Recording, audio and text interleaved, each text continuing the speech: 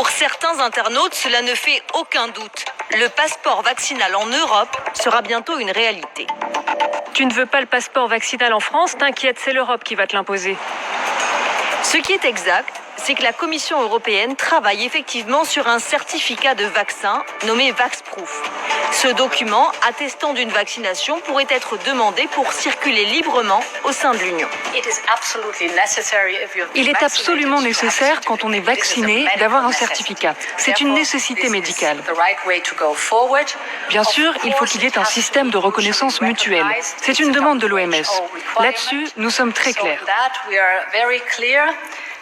Ensuite, il y a une autre question, et ce sera une décision politique et juridique. Qu'est-ce qu'on pourra faire avec ce certificat ? Plusieurs pays européens, notamment ceux qui dépendent du tourisme, comme la Grèce, Malte, l'Espagne et le Portugal, demandent ce document. Mais d'autres parmi les 27 y sont plus réfractaires ou veulent des précisions. Les pays nordiques, les Pays-Bas, la France. En France, plus précisément, le gouvernement juge que le débat est prématuré car peu de Français ont accès au vaccin. Alors, la Commission européenne peut-elle nous imposer ce document ? Pour l'instant, le cadre juridique d'une telle réglementation reste flou. Mais il s'agit a priori d'un document de reconnaissance mutuelle.